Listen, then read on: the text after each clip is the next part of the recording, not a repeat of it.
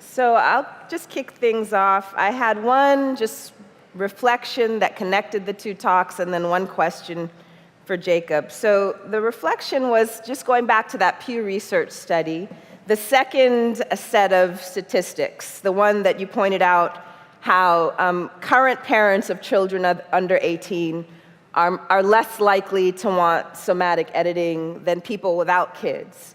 And for me, that connected up with Marcia's talk, because in some sense, you can think of people who don't have kids and all of the kind of anxieties and fears that are projected onto what it would mean to have a child with a particular illness or disability, and kind of the need to want to control what that's going to be.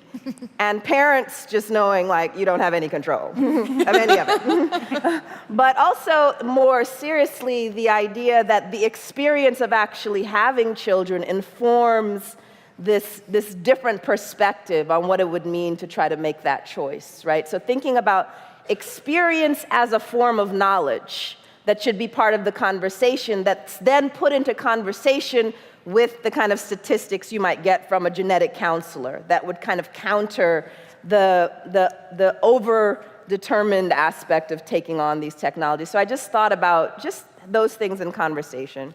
The question that I had for Jacob goes back to the idea of the democratization of gene editing that's brought on through CRISPR-Cas9 and other techniques.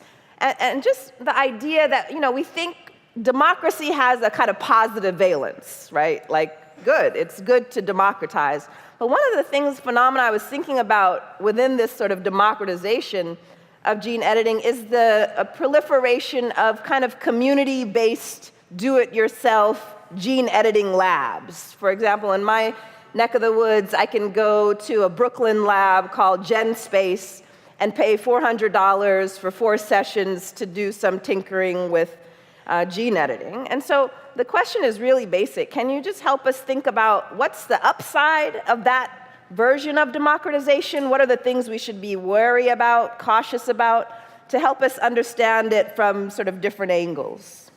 Yeah, so I think, so there are Kickstarter campaigns and Indiegogo things where you can go out and you can buy CRISPR kits that will let you do these things in your own home. And I think that what I want to point out is that these kits are, the things you can do are things that you would do in a high school biology lab, right? So I think in some ways, that's actually a very powerful positive, right? You don't have to be in high school, you don't have to be in college, you can access and engage with science just as a hobbyist, and I think that's a positive thing. The negative side of things is that these things tend to be very overhyped, and they potentially have a over-regulation component to them. So when these kits came out, some of the 3-letter agencies came to me and to other gene editing scientists and said, should we be worried about these? Like, is this something that is going to explode and be really dangerous? And we had to tell them, no, this is like, all high schoolers basically do this type of stuff. And I think that the challenge is that it's difficult to make regulation that's subtle. And so there's a chance of, again, throwing the baby out with the bathwater, where someone would get over worried about something and say, nope, everything is done. This is just totally done forever because of the possibilities. I mean, I should point out that there are legitimate dangers that could come from this type of gene editing. I mean, gene editing right now is currently classified as a so-called dual-use technology, the same way nuclear power is, right? You can use it to make a bomb, but you can also use it to make power. Gene editing, same way, right? You can use it to potentially cure a disease, but you could also do something really bad with it. And I think we have to be very upfront and acknowledge that technologies in general can be used for good, but they can also be used for bad. Can I follow that up with the question to you as well, Jacob? Because we talk about gene editing and we think of it in terms of clinical treatment. And obviously, when you get into clinical treatment, you're not in your garage in the back door. You're in a wholly different scenario. We think of it in terms of sci-fi, which scares everybody. But the bit that I find the most interesting is the research potentials, which you talked about, Kathy Nykin's work, for instance, but just the use of this technology to do some really good basic research into a whole load of different conditions, which is going to be beneficial in different ways, and that's something that I think was sort of slightly played down, maybe. But that's really important. Yeah, I would completely agree. I mean, I think in some ways that sort of snowball of impact is going to be bigger than the impact on people with genetic disease. I mean, just understanding the world around us, it's all these unexpected discoveries that you make using the technology. I had a question that I think crosses between the two somewhat. Marsha, you were one of your recommendations at the end was to ban germline gene editing in humans. But my understanding is biologically that the two are much less distinct than the idea that you can just approve somatic and not approve germline would make it out to be, particularly along two lines. One, that unless you're dealing with post-fertile people, that it's not necessarily impossible for some of the edited cells to make their way into precursor cells in the germline.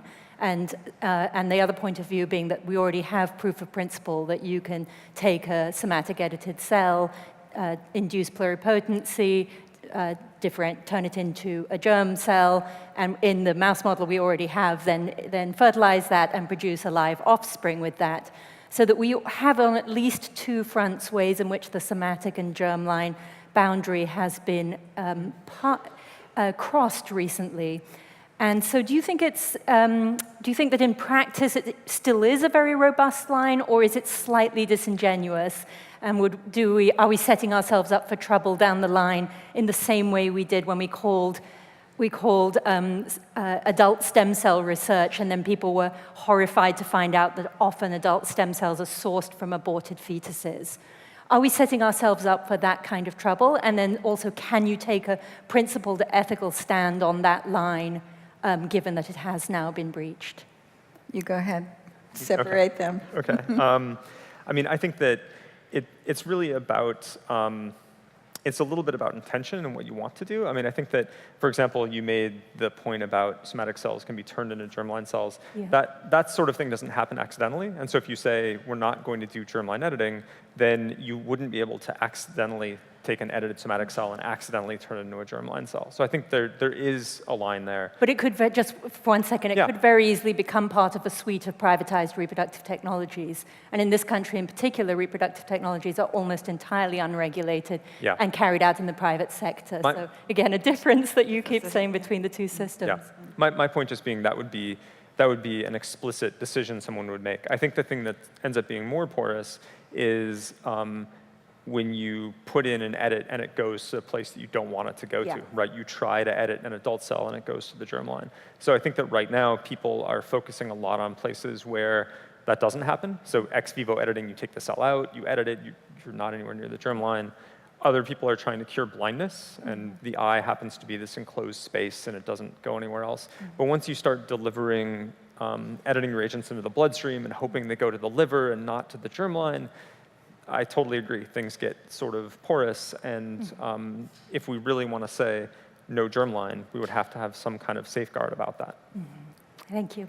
Yeah, my great concern is the unknowns in impacting future generations with, no controls for that. That seems like a line to be drawn. Can I just check this with you, Jacob? Because you're talking about germline. If you correct a somatic cell line, because the oocytes in a woman are laid down in her fetal life, if you correct a somatic cell when she's an adult, it can't affect her germline. It can't affect her oocytes because they've already been made. But the sperm haven't. Yeah.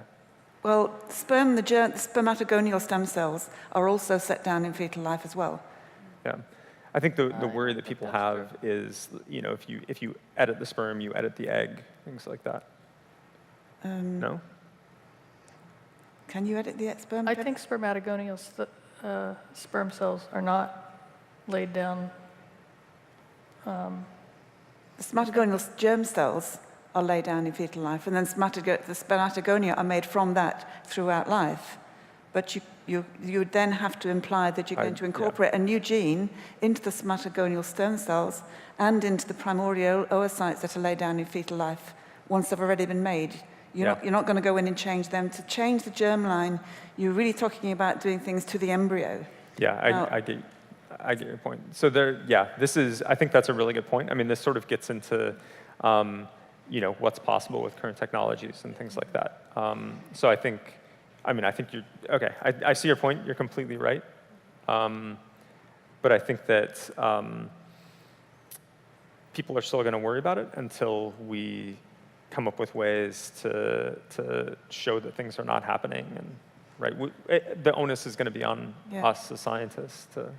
I'll talk a little about it tomorrow with the mitochondrial stuff, but of course with the mitochondrial side, we are going to change the germline, and that was discussed ethically in the UK before permission was agreed that we could do it, because we are very specifically dealing with embryos, and we are very specifically aiming to change the germline too.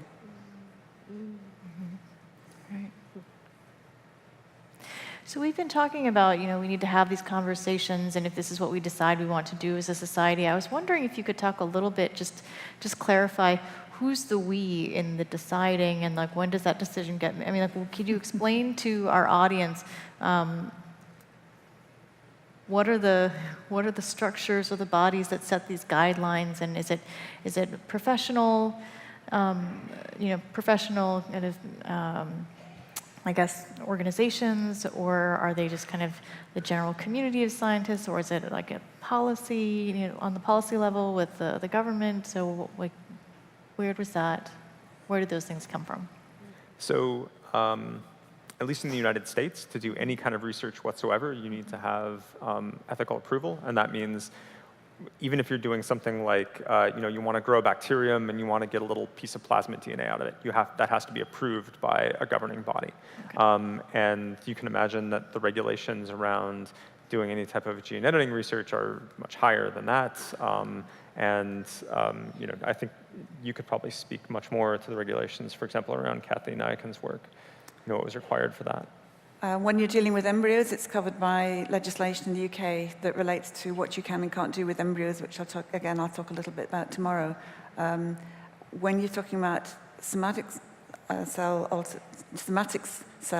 genetic modification, that again is covered by legislation that starts in the EU. European legislation covers that. I'm not an expert on it. Tissue directive. It's the advanced therapies legislation, the tissue directive, yes. Mm-hmm. So it is tightly monitored. Mm-hmm. Yeah.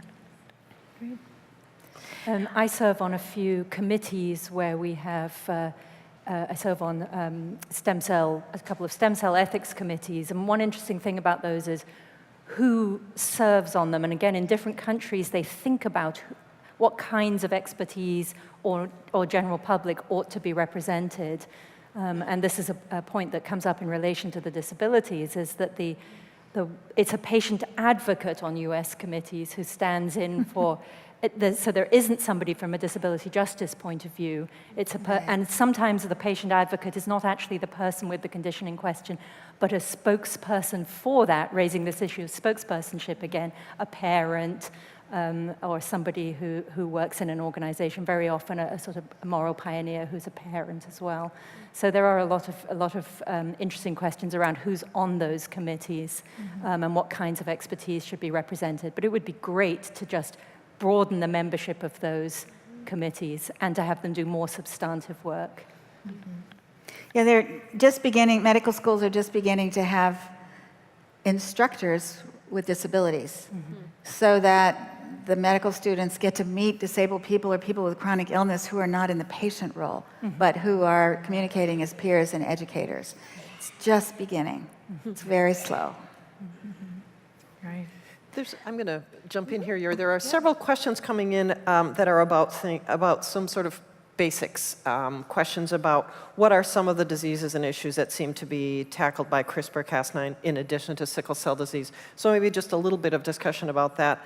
And then also how is it possible to think and talk about possible side effects of this kind of technology, or is that, the sky's the limit, it could be anything under the sun. So I wonder if either or both or any of the panelists would like to just talk a little bit, because as I said, a number of questions are coming in about that from the audience. This voting reminds me of a study done in the 90s. Dorothy Wirtz was a social researcher. She passed away, but this was a long time ago. And she posed a similar kind of question around prenatal testing to medical professionals in all the range of fields related to baby making, from genetic counselors to clinical geneticists to laboratory researchers and so on. And she posed the question, which of these prenatally testable diseases should be the priority if we can draw a line somewhere? And it was a very well done study. I wish I could cite it for you. I'll look for it.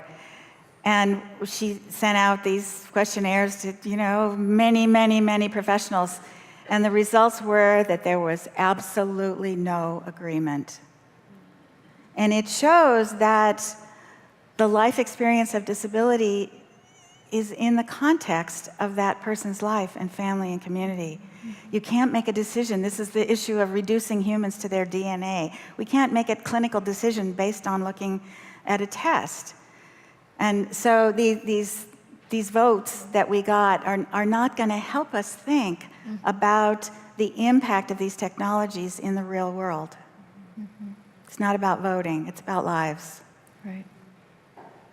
So what are some of the lives or conditions that could be impacted? You talked about sickle cell disease, Jacob, and we've got a lot of really interesting questions. I think we can tie all this stuff together. What are some other things that are on the horizon that we should be having all these conversations about? Well, I think in that context, you might say, okay, what should we do? And then once you've figured that out, the question is, what technically can you do, right? And I think it's important to put it in that order, not what can we do, but what should we do, and then try to figure out, can we do it? I think right now gene editing is still very early days, and so I want to make sure that we don't overpromise. One of the things that is extremely limiting right now is the ability to get gene editing reagents where they need to go. So people like blood disorders because you can take bone marrow out, do something with it, and then put it back in. But think about, one example might be cystic fibrosis, right? You can't take lungs out, do something to them, and put them back in, right? You have to have some way to get things there. And that doesn't work very well right now. So right now, people are going for pretty low bars. So blood disorders, we can get to the bone marrow, the eye, the ear, things that are pretty readily accessible, because getting that kind of delivery is easy. One example might be muscular dystrophy. So you can get to the muscles, you can inject something into the muscle and try to do something in a local area. But that still has problems too, because you might affect one place of injection, but how do you make sure that you get all the muscles right? So sure, you affect this one part, but you don't affect over here. That's a problem. So I think it's important to recognize that theoretically, you could do any genetic disease. Right. Realistically, right now we're talking about 3, maybe 4. That's kind of it. So we can't trust everything that we read on the internet? Yeah, exactly. Exactly. Because we've been hearing about all kinds of things. And so thank you, that's really helpful. Can I make a comment about the risk issue? Because you talked about there is a risk of a new treatment. We don't know what the complications are likely to be, but this is when it comes down to an individual patient benefit. You've got to look at the problems that patient has, explain to them what the risks might be, and it's their decision then, based on their problem, their suffering, if they're suffering, whether they want to decide to take that risk. And any time you do anything that's new, you're going to have to do it under, certainly in the UK, with ethics approval, with appropriate written consent to explain to people. Ultimately, the decision about whether they want to take the risk is going to depend on their perception of the benefit they're going to get from it. No one's going to insist that they have to have it. That's the important bit. And I think that's something that, as scientists, that's one of the things that really motivates us, right?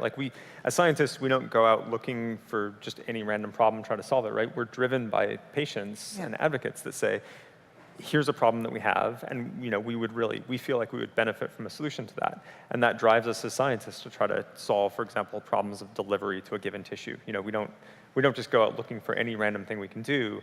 We're driven by people that say, I'm having this problem, please develop something that will help solve this problem.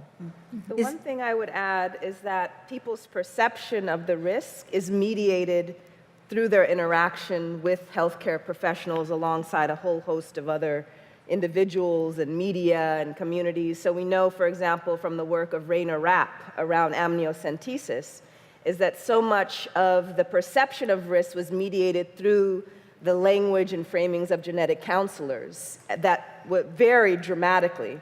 And so it's not as if people are making the ideas around risk in isolation from that communicative process. And so one of the things that Marcia brought up is really thinking carefully about what is being communicated, not even just explicitly, but in all kinds of ways of framing the kind of deficits, the kind of tragedy that's involved, because you are already in many ways sort of seeding a particular perspective, guiding people towards particular conclusions about what to expect that then is re-inscribed in whatever calculus they're making for, as an individual. Yeah, that's very true. In some states that set criteria, they set goals to achieve certain numbers of abortions of certain categories of disease conditions. My disability and Downs are particularly targeted. And if the parents don't elect to have the selective abortion, it's considered a failure for those counseling professionals. So there's tremendous pressure in the culture to use the prenatal tests and to abort. Right. But back to the 3 diseases you said there's some progress with. Are they driven by families? Typically, yes. So for example, Huntington's disease, people are very interested in Huntington's disease. There are problems of delivery there, and people are now being pushed to try to deliver or to try to find better ways to treat neurological diseases. And in part, it's because the way those diseases work, it's really this problem of fear. Like if you have a certain number of repeats, when you're born and early in life, you basically have no symptoms, but you know that at some point in your life, cognitive decline is going to happen and things are going to start going bad. So it's driven by the patients, especially to try to develop treatments for that. One of the things I appreciated about what you said, Jacob, in the talk is really heeding the heterogeneity among even one particular patient group. I know from my study of the California Stem Cell Initiative that both the group that was promoting stem cell research and the group that was trying to squash it, both sides invoked sickle cell disease as being helped or harmed by the research. They got different organizations to sign on. And so sickle cell disease in particular, among all the different illnesses we can think of, is often used strategically to make claims about the benefits or harms of many new innovations. And so I would point you to the work of medical historian Keith Wailoo, who wrote a text called Dying in the City of Blues, in which he documents historically how sickle cell disease has been a celebrity disease of sorts. Celebrity in the sense that with each new iteration, new set of techniques that are meant to bring us closer to kind of a medical utopia, sickle cell is employed. And I don't think it's a coincidence that part of the circulation of sickle cell in this way is exactly what Jacob described about the utility of being able to take the blood in and out. And so that should be recognized as a distinct factor and not this idea that we're going to help black people, because that's often the way it's used. We're going to help black people by doing this underserved population. But what we know through the work of Alondra Nelson and others is that black illness and sickle cell in particular has both been neglected and over-surveilled, right? You have this duality in which you are on the margins, but you're always at the center as well, especially when it comes to experimental techniques. And so I think I appreciated just being cognizant of that duality, that it's not one or the other, and that we should be very wary of the way that particularly neglected populations are used as a kind of moral prophylactic for innovation or for experimental research, and think critically about whether communities and patients are really being served, and in what ways by new techniques. I would probably challenge with you a little bit on that, because I think sickle cell has been used by scientists, by clinicians, and by the media particularly, just as an example that you can easily explain what the clinical issue is, because it's relatively common, people know about it. The inheritance of it is relatively straightforward, people understand it. So you're reading things into it, which I certainly think at the start when it's been used has not been the intention of doing it. Now, how it might have been then interpreted and used on, okay. But to try and explain to lay people don't have the science, a simple example of what this is doing, tag it to a disease we know about. And sickle cell is common. I guess it was just that one I that came up. appreciate that, but I also urge us to disaggregate the intention versus the effect. So you can have the good intention to do it, but the effect can be the feeling and the sense of being used. Okay. And Marsha kept using the expression, or used a couple of times, I don't mean to say kept using, of well-intentioned, that the point is not that people doing this are bad people. Right. The point is that the ambient society is structured with deep inequality at every level of design. And we really need to be cognizant of that and get outside it to approach it at the same time as we approach the technical issues. I want to interject here also. This discussion has prompted some folks on VoiceHive to say, I'm disturbed by the anti-science perspective of some of the speakers, and I'd love for you to speak to that, because I'm imagining that something else is going on here, so I'd love to have you all have a chance to talk about that among yourselves. So I was going to ask that question of some of the panelists. Cool. What diseases would you want to try to cure? Because there are many diseases from which people suffer and die, particularly children and all, that are very tragic, and I'm not sure that we want to celebrate that. I think we want to try to fix that if we can. So let's take that one, and then if we can come back to my sort of more umbrella question first. But Yeah, please just take a quick Dr. Blythe reflection, first. because I can understand how perhaps some of the things that I'm saying can be read as anti-science, and I would encourage us to think about the fact that when we question something, we shouldn't conflate that with being against it. When you care about something, you want it to be better, right? And so to my mind, what we're talking about in terms of social justice, when we're talking about equity, it's about making science better, right? Not about being against it. So that just to coddle something and celebrate something, to be cheerleaders of something, we shouldn't conflate that with being for it either. Because you're satisfied with where it's at. You're not trying to improve it. So I would challenge us to embrace questioning in a critical faculty as part of improving ourselves, right? And I would also encourage us to remember that the social sciences are science, too. So if I'm drawing upon social scientific insights in conversation with science, I'm also for science. Did anyone else want to speak to that matter? I'm gathering my thoughts. People in marginalized communities have been used by science, targeted in research in shocking, horrible ways.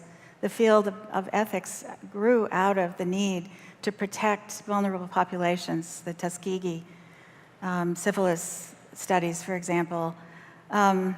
So, yeah, we're pissed off.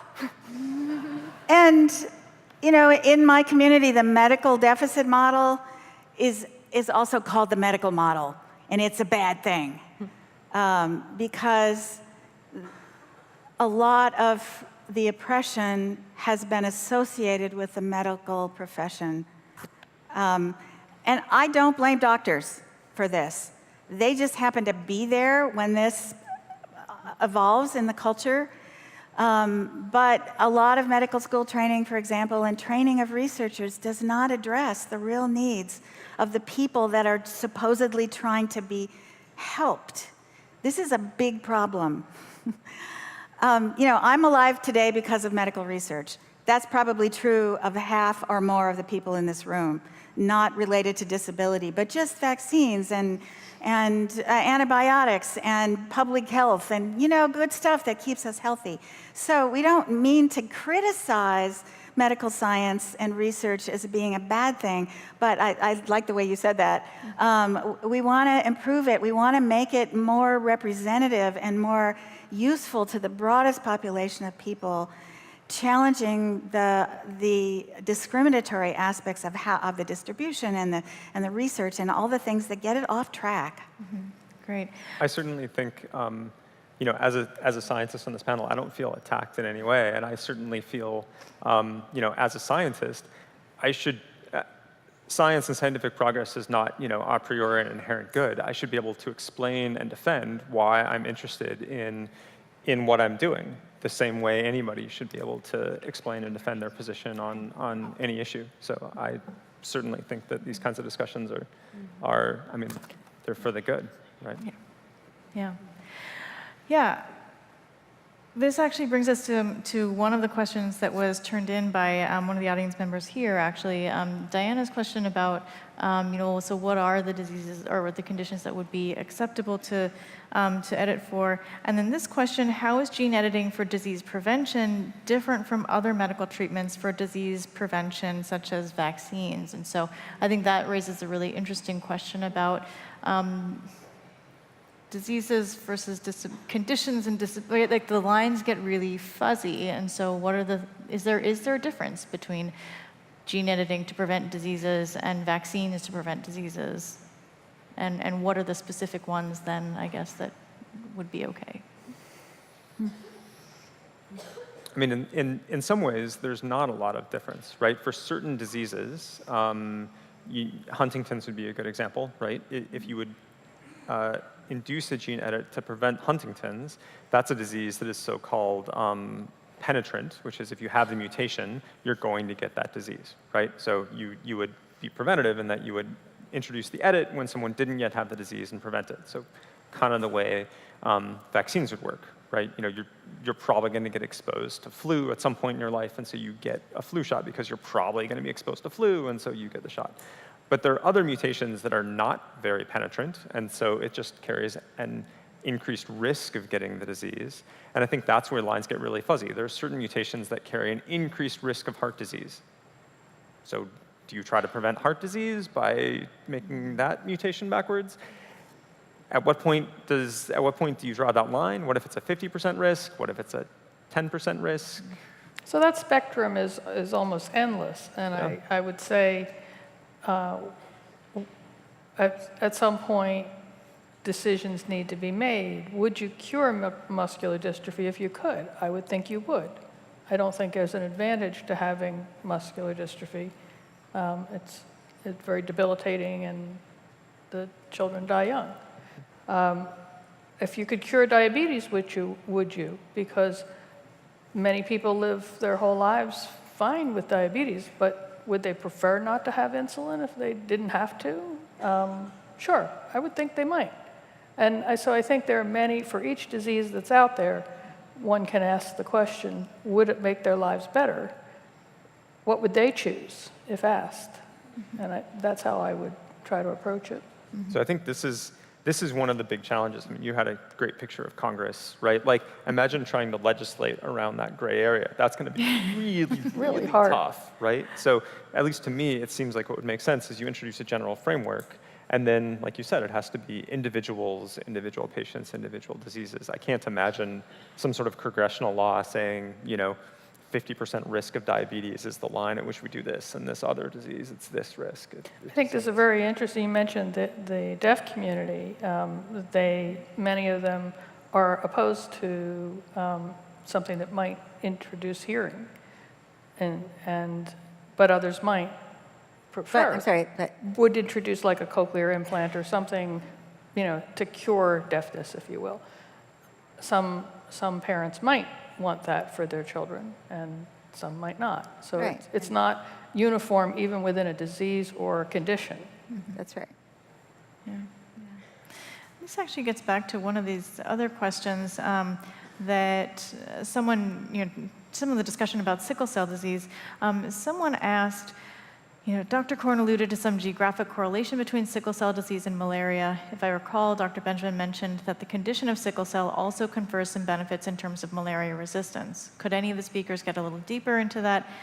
Does sickle cell have known benefits? And then this is the part I thought was really interesting. Is there a sickle cell community which fears eradication because of gene editing? And so if we're talking about an identity, right? An identity, a culture with its own set, with its values and vibrancy and all of that, does that apply to communities of people who have a disease, right? That's something that we tend to think of them as different things. And so are they different, or is it a blurrier thing? Is there a sickle cell community? And I know we already kind of talked about how it's very heterogeneous. I can take that side of it. Did you want to talk about the malaria trait? Yeah, I mean, so the malaria traits, I'm going to get out in front of, because that was the only thing that I, jotted down in your talk. So the evolution of the sickle trait is thought to be evolved and retained in the human population because it confers resistance to malaria. And so that's a good thing over the life of the human race. And so some people have said, well, what if we got rid of the sickle trait? Would that be bad? Bed nets currently cost 10 cents, and they actually provide much more protection against malaria than the sickle trait. And so I think, again, there's this, right? Do you want to retain this in the population, and then, a quarter of the people get sickle cell disease, or do we just want to pony up the money and make sure that bed nets are very widely accessible throughout the entire world? Yeah. Personally, I would vote for bed nets, but unfortunately, even those are really hard to do, right? Yes. So I think that we're generally bad at helping people that are, we're generally bad at helping people that live in areas where malaria is a problem in general. And so technically, I'm not very worried about getting resistance to malaria out of the human population. I'm much more worried about getting wide access to bed nets throughout the entirety of Africa. Yeah, the question, that side of the question around, is there a sickle cell community? There's been some great work, both sort of ethnographic and medical sociology, studying this, that the idea that there is not a community, right? So we have to think about what constitutes a community, a sense of belonging or sociality. Yes, you share a biological condition that then often leads you to have all kinds of experiences in the world that you connect around, right? Difficult experiences, but also kind of shared meaning around what it means to have this trait or this illness. And part of that sense of community that exists in some areas is this idea, especially in the United States and Brazil and other places in Central and South America, where people of African descent are having a kind of shared social, cultural experience, is this idea that this illness ties you back to a shared motherland, right? So there's meaning around being someone with a trait or the disease that also goes beyond the biological condition to a cultural, social cohesion. And so one scholar, Melissa Creary, who's done some great work around this in Brazil, where she's interviewed and talked to people with sickle cell in Brazil, she finds that not only is there a sense of a way in which this biological illness conjures a sense of collective identity as people of African descent, but also it's used strategically to make political claims against the state or vis-a-vis the state. A state that purports to be this kind of multicultural democracy where people are saying, no, you know what? I know that's the brand of Brazil, but as Black people in this country, we have a very different experience beyond this multicultural utopia. And so the trait and the illness is often used to lay claim to this distinction, this distinct experience within the body politic that says, it's biologically real that we're a distinct group.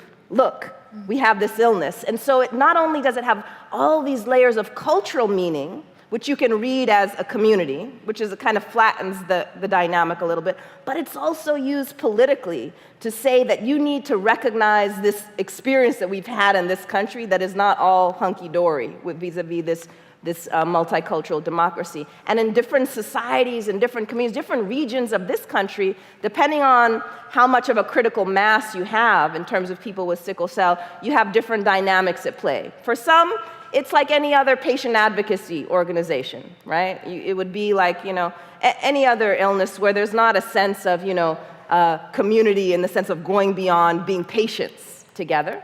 But in some areas, for example, the Bay Area, where you have beyond being patients, people get together in the sickle cell community to have cultural events, right, throughout the year that isn't simplifying the experience to being patients, but it's a sense of shared experience beyond the medical that I think needs to be recognized. And that's not to say that people want the debilitating aspects of the illness, but it's to say it's more complicated in terms of your connection to other people that share this illness, right?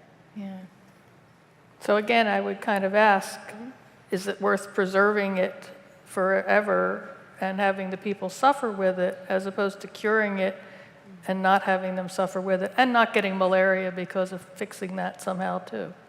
Which would you go with? And I think that no expert, none of us on this panel, are in the position to answer that for an entire community or set of communities, right? I think that that's part of what we're trying to think about, is how do we innovate around democratic structures that would allow people to give voice to their own answers to this question, right? I think too often we are in the position of answering for people, or presuming we know what would be in people's best interests, and I think we want to sort of shake that up a little bit. Well, so let's take polio, for example. Polio is not something necessarily that you're born with, but you wouldn't want to promote it if you could eliminate it.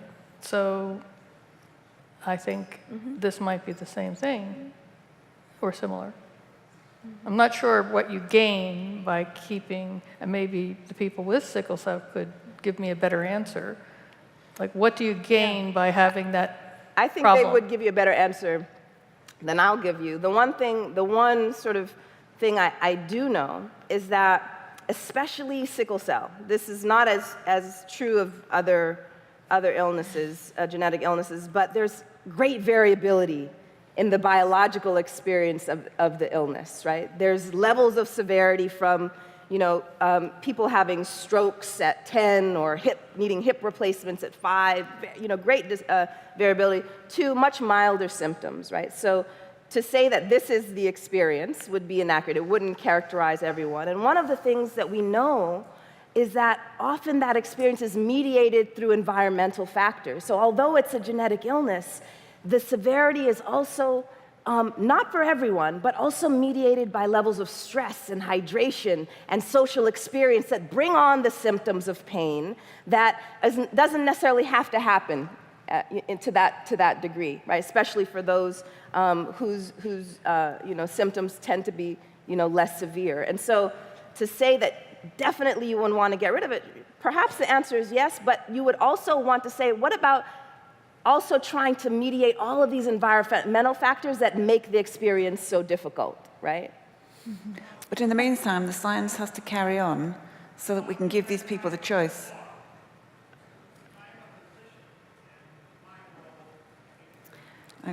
I'm sorry, we're having a discussion up here, sir. I'm sorry. The reason the science is continuing is because what we want to do is to develop the possibilities that we can give these people the choice. No one is saying if we have the way to genetically help them, they have to have it. But if they don't have the choice, if they're denied the choice because of some of the things that you might say, then that's not good for them either. It's to do with them being given the choice. And you can agree that there are a lot of the social things that need to change as well. That's almost a different line. Both those things have got to move in at the same time. Mm-hmm. But we have to allow the science to proceed as well, to give people the choice. So I'll go back to the polio example. We don't give children the choice, would you like to have it or not? We vaccinate them so they don't have it. And I would say most people might think that eliminating sickle cell or some other childhood diseases from which children suffer would be a good thing. And I'm not sure that I see the opposite point of view, that eliminating it would ever be a bad thing. You might lose some cultural pride, but isn't there something else that doesn't cause people to suffer that would allow cultural pride to still exist? I think we need to deconstruct suffering. It seems a little bit too easy to say, we want to help them because they're suffering and therefore we have to pursue this cure. It's what Ruha said. You're pointing out that the complexity, the history, the culture, the environment, the stress levels make it much more complicated than we just want to help those people feel better. And I actually do, in my mind, make a distinction between vaccines for polio and genetic engineering. I think it's quite different. Yeah. And I need to think about what it is that's different, and I'm not quite ready to articulate it, but we're messing around with a much more fundamental level of humans with our big question at this conference. And to offer a vaccine operates on a level that gives us, that community, a lot of control.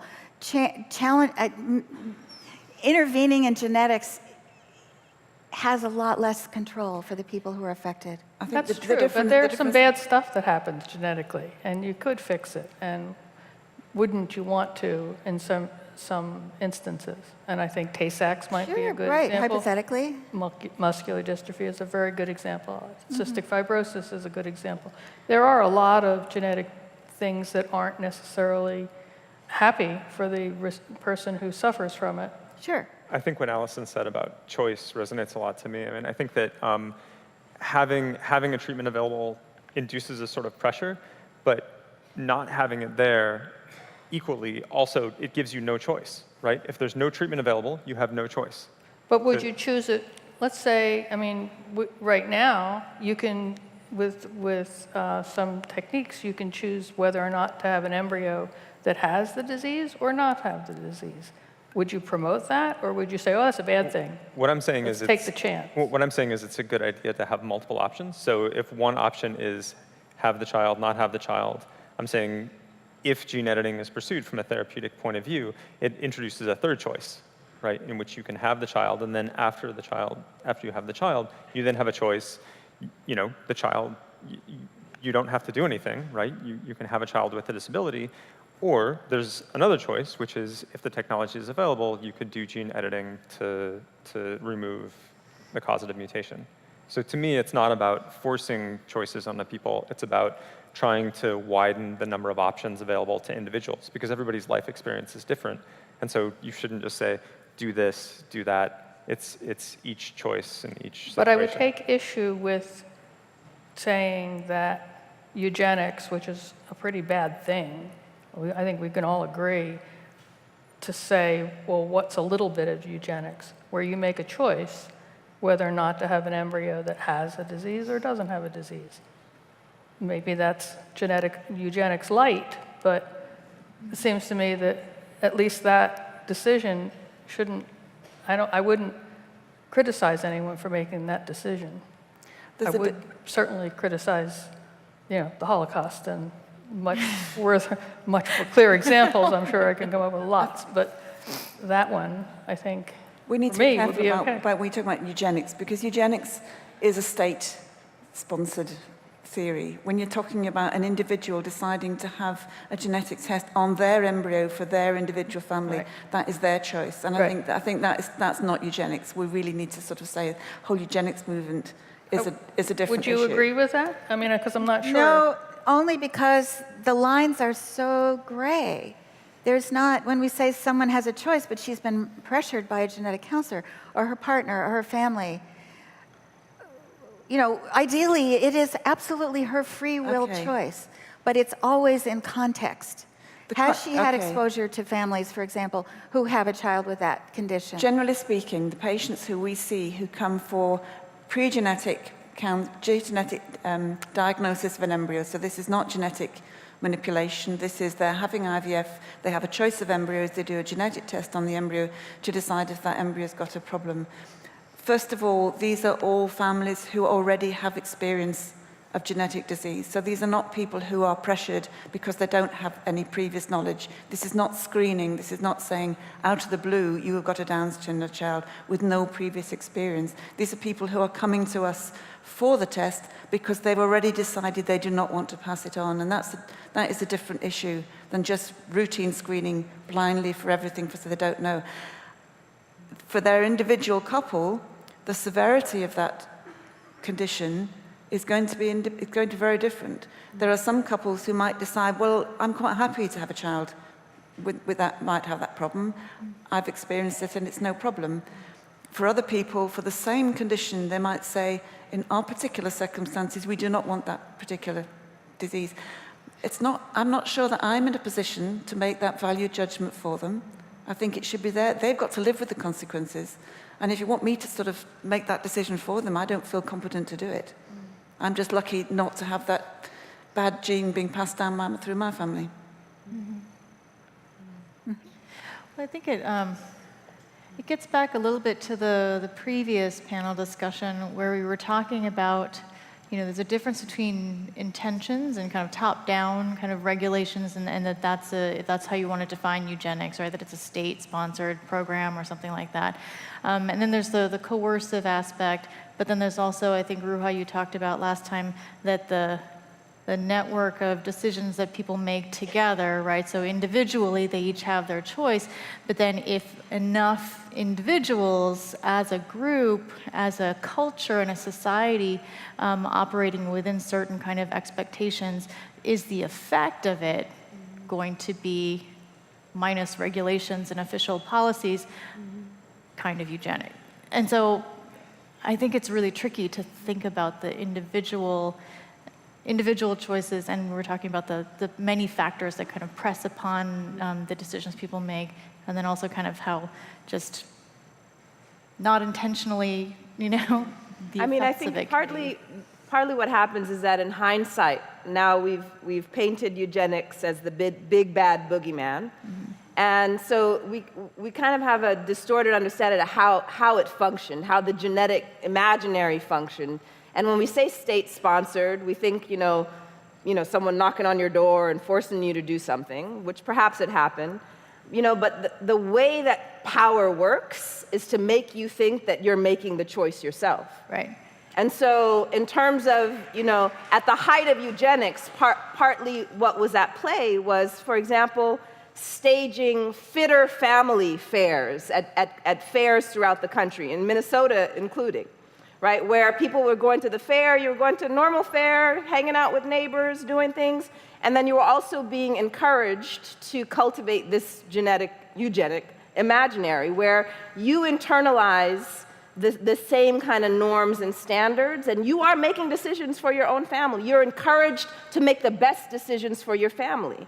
So at the height of eugenics, the function was not to sort of beat you over the head with it and to make you feel forced. It was to make you feel like you were making a choice, right? White families, we need to cultivate the best white families, and you need to get rid of all these mulattoes and these poor kids and these disabled kids. And it was never simply a kind of top-down phenomena where people felt like they were being coerced. And so I think in some ways we want to not think about the epitome of genetics as the Holocaust, where we understand that it was the height of coercion, right? But to think about the origins, which were American, which was a much more diffuse cultural eugenics that didn't feel necessarily like this state-mandated thing that we associate with it, right? And so that's just something to keep in mind as we think about how power operates and how it may operate now in terms of the binary between choice and coercion. Right. To bring this conversation back a little bit to CRISPR, because we have some questions about that. We have one question one person asked, do any of you believe that we'll look at these technologies and collectively say no to one or more? Has there ever been a case where we as a species have developed a technology and then chosen not to use it? So we're having these great conversations. Is it kind of moot? Is the genie out of the bottle? I think for a long time, we tried very hard to suppress stem cell research. The government certainly had prohibitions against it. Then eventually they allowed a few lines to be used and so forth. So sometimes they put impediments. It's not always a clear sailing path. We have a lot of treaties for weapons of mass destruction. They're not perfect. The testing periods Ruha talked about this morning, and we're often suspecting that rogue governments are using them, but by and large, they do a very good job of holding at bay a reckless use of weapons of mass destruction, nuclear and chemical and biological warfare. And we have a lot of regulatory standards around transportation. By and large, people follow traffic lights. They don't just do what on earth they want to do, and in all kinds of areas, computing and so on. And they're regularly fights. It always bubbles up again and people have to contest it again. But absolutely, we live in a world where every single step we take is mediated by things that we've said enough or this way, not that way, often problematically, but often in ways that are extremely life-promoting as well. There's this week's New Yorker has an article, it's a book review actually, that describes fire as one of the first technologies. And it's a nice example of how something so useful to human beings, which according to this writer was a huge step forward in civilization, gets us in big trouble as well. So is it not true of any technology that there are huge drawbacks that we have to examine and figure out how to contain? There's this very specific technology in the IVF field, some techniques to achieve fertilization that you probably have never heard about because they tried them and it didn't work, and so they never did them again. You don't hear about those. Yeah. They were done as a controlled trial with very good intention. It didn't work, so you stop. So there are safeguards in place, and this is part of the process, yes? Yeah. At the same time, it's probably worth not adopting the just say no as your fight, because not everyone will. Right. And I always think it's worth saying not should we, but how should we? Yeah. Because how should we, this comes back to an earlier point actually, the how should we is an invitation. It's additive, it's not mutually critical. It says, how can we care about inequality? How can we care about social justice? How can we have not excess mortality and morbidity for some groups, but equal vitality for all groups at the same time as it says what's the best possible science and technology we can have? How can we do that in a way that's additive? It's really a challenge to try to develop something that will never have any side effects on anybody ever. And I think the female pill for birth control may be a good example of something that had a wonderful intention, but they didn't realize that the amount of ethinyl estradiol was too high until lots of women took it and they started dying from venous thromboembolism, and that caused them to realize that and to lower the level of that hormone. That's not something that necessarily shows up in some of the preclinical toxicology, so that was a very large experiment in the population of women, which you could say is a really bad thing. And we would try to prevent that if we could by ruling that out. But oftentimes something doesn't show up in the population until you get into the population. But on the other hand, things like that, it's to do with risk-benefit, because what you were doing was preventing those women dying from unwanted pregnancies and backstreet terminations, so it swings and roundabouts. Right. There was a growing period, there was a period of adjustment that... Yes, ups and downs, but yes, you've got to start somewhere.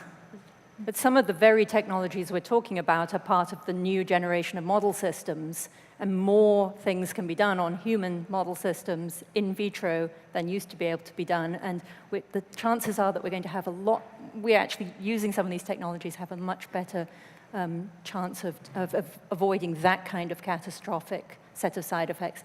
Although I totally agree that everything has side effects, and we also, another slogan we like to use in the history of technology field is that every technology is a dual-use technology.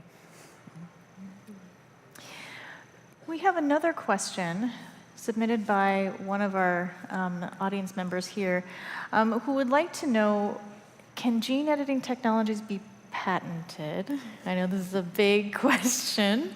And if so, and why? And if so, how will this affect access? So our last year's Nobel Conference was on economic inequality. And so I kind of wish that we could do a reunion or something like that and bring them. But can anyone on the panel, but Jacob, I think you in particular probably would have some insight into this that you could share with the general public about the role of money in all of this, and who owns this technology? Well, so the answer to the first part is really easy. Can they be patented? Yes, they have been patented. I think the bigger question is, for something that's this sort of bedrock technology, should it be patented, or should it be shared in some way that incentivizes companies to invest the huge amounts of money that are required to maybe make a cure out of it, while at the same time ensuring that everybody gets access to the technology. And that is, I'm not a lawyer. I have no idea how one would do that. It's tough. But I think the goal would be just what I said. You need to make sure that everybody has access to the technology so that everybody can work with it and innovate on it. But at the same time, you need to incentivize people to pour in the huge amounts of capital that's necessary to make a drug out of it that can eventually go into a person, as an example of an application. Is there any way to,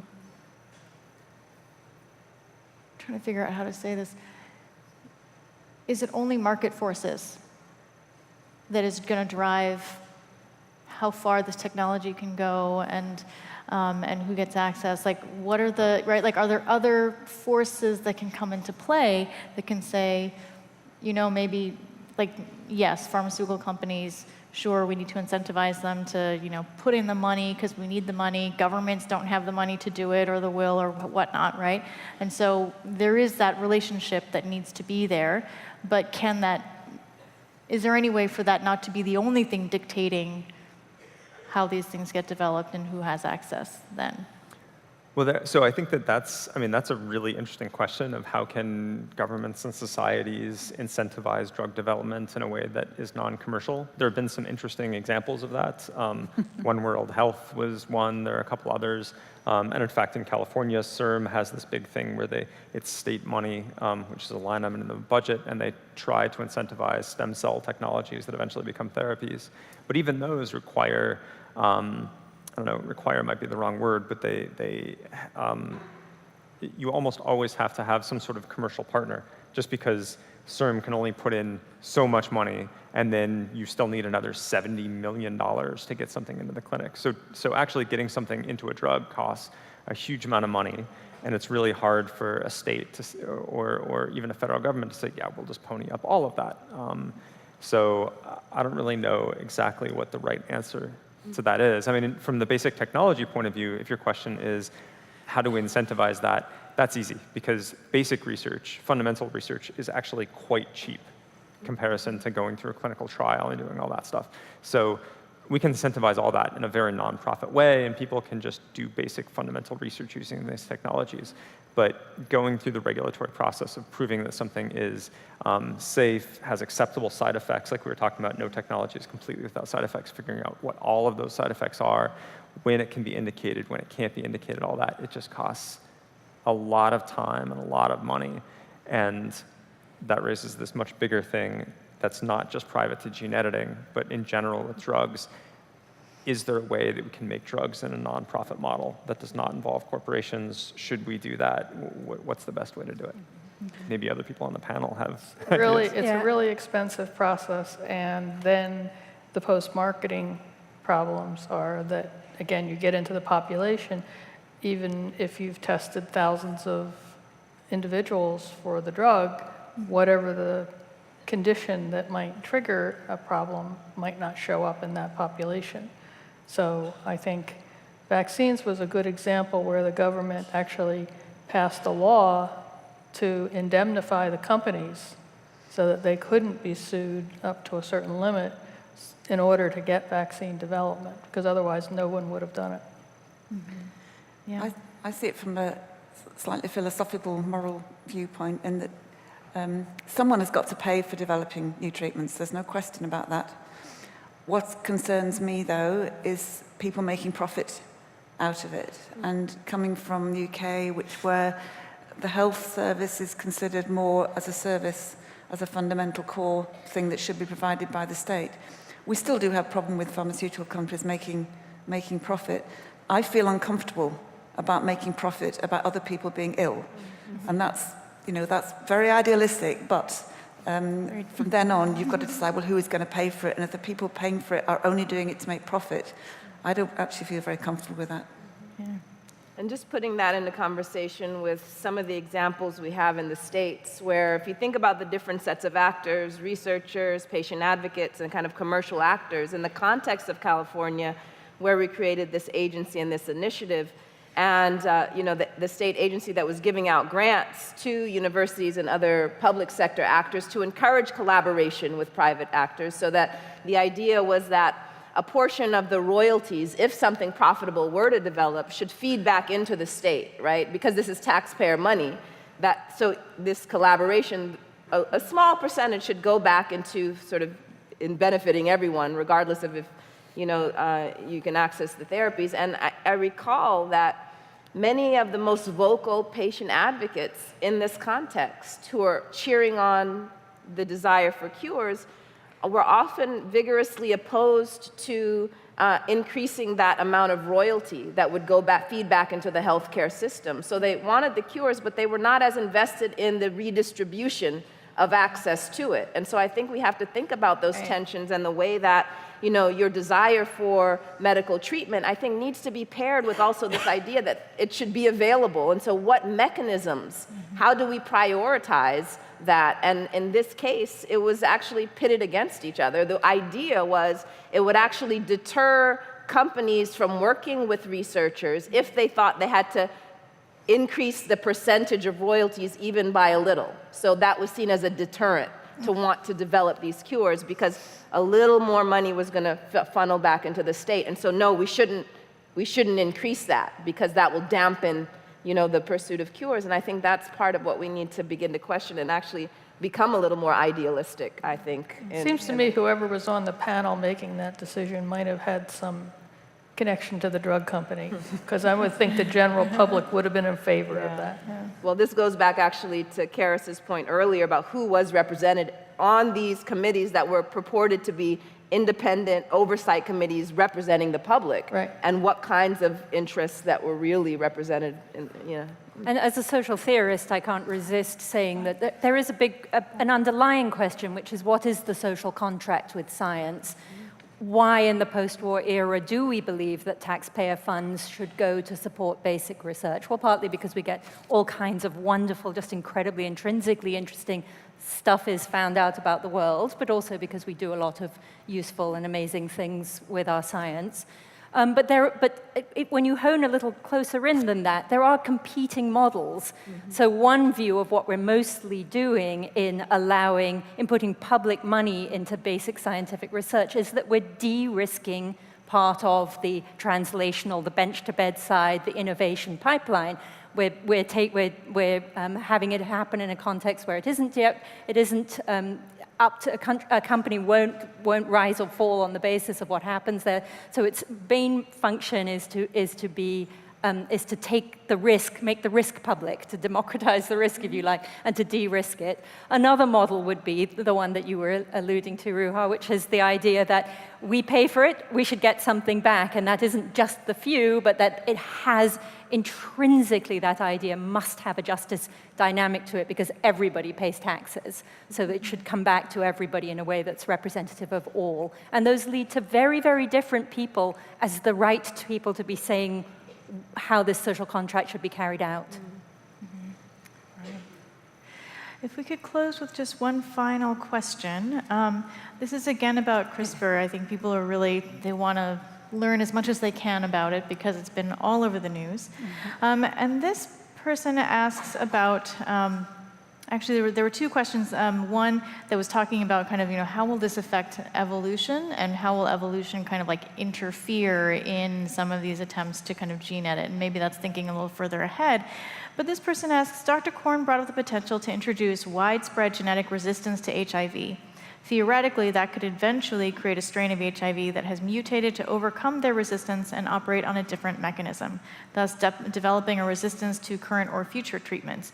How do we weigh the rewards of such treatments against their potential risks? And so it's kind of, it's not that you fix the problem and then it's done. And to stop moving in the arms race. So CRISPR often gets talked about as it's this magical thing, and it's going to solve all the problems.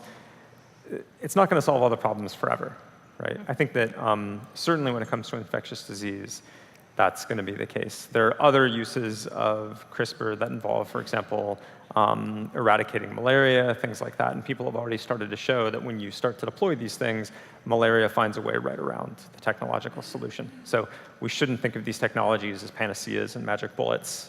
They come with their own sets of drawbacks, and you always want to think very carefully about, will the cure be worse than the disease?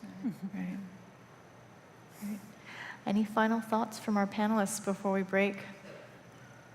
I wanted to say a couple things. I was going to say something. Okay, all right.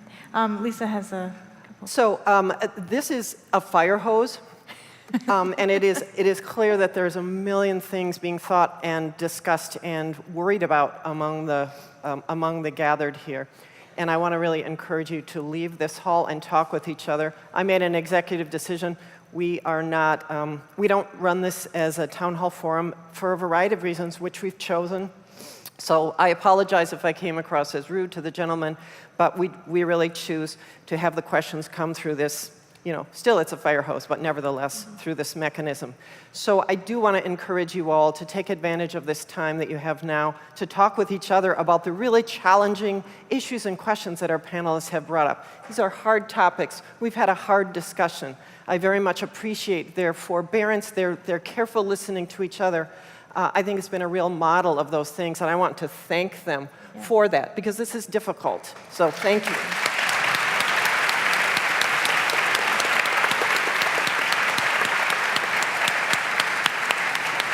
And I thank you for submitting your questions, and I encourage you to continue to do so. And I'll put the regulator on the fire hose. Please remember the events this afternoon and this evening, and enjoy the rest of your day.